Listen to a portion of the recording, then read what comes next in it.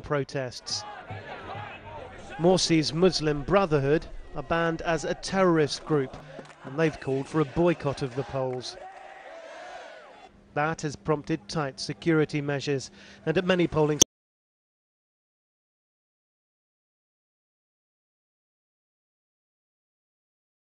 shaft of charges, including murder.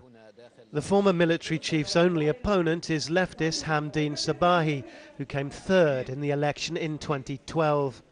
While there's no doubt the former army general will walk away victorious, the scale of al-Sisi's victory is less certain. Alan Rook, Arise News.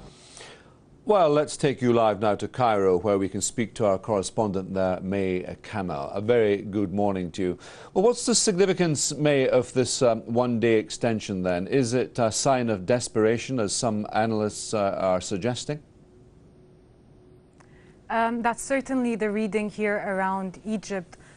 Both campaigns have actually complained to the Presidential Election Committee, asking that they revoke this decision to extend for a third day, as they feel that it's causing more confusion really than any other thing. We're hearing even from voters that they're dissatisfied with this decision, and that people who wanted to vote or had decided to take to the polling stations have already done so in the past 2 days. So there's a lot of confusion certainly revolving that decision today. What about the Muslim Brotherhood, the millions who haven't voted because they think it would have been absolutely futile? Hardly democracy, is it? There's a clear distinction here today. We've seen over the past 3 days that there are two huge blocs that have decided to boycott this election. Of course, the Muslim Brotherhood and other Islamists who still believe that Morsi should return to power and that real legitimacy lies with the first president elected after the revolution, Mohamed Morsi.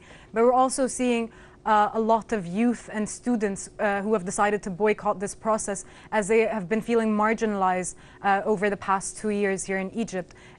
So there's a clear distinction between the two groups, and their motivations for boycotting this elections are quite distinct as well.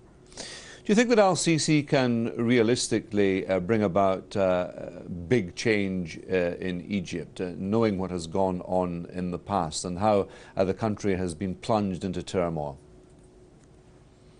It certainly will be a challenge that faces any president that comes to power. Sisi himself has emphasized over the numerous media appearances that he's had over his campaigning period that the challenges facing Egypt are enormous in terms of economic or the security situation, or even the different groups, political groups that are right now in a fighting mode. So certainly he'll have to face a lot of these challenges. How much change he can bring will only be seen over the years of his rule. But certainly he's going to need to work with everyone on the scene, and that's what's being said, that reconciliation efforts need to be given priority before anything else in order to be able to move the rest of the country ahead. What about the people who are suggesting that he'll return Egypt to authoritarianism and a police state then? There are many people, of course, that have their doubts and that are feeling that the crackdown on Islamists who have taken a violent turn, or even supporters of the Muslim Brotherhood, that this clampdown would actually extend to other sectors of Egyptian politics. But whether or not things will return to the days of Mubarak is, of course, again, yet to be seen. But most analysts here agree that things will never actually go back, and that certain steps have been taken. Egyptians today feel that it is their right, for example, to take to the polling stations and to vote, which is not something that they took for granted under Mubarak. So there are certainly some changes that came with the revolution. Also, we're seeing that the youth are being regarded as a really important force to be reckoned with in Egyptian politics. So we'll have to see really how things would go for him, but yeah. All right, thank you very much indeed for that. Now let's take you on to France, and in the city of Calais, police are breaking up a migrant camp near the port there. Several busloads of riot police arrived in the camps early this morning after a deadline for the migrants to leave expired. They're trying to remove around 800 migrants in order to deal with an outbreak of scabies in the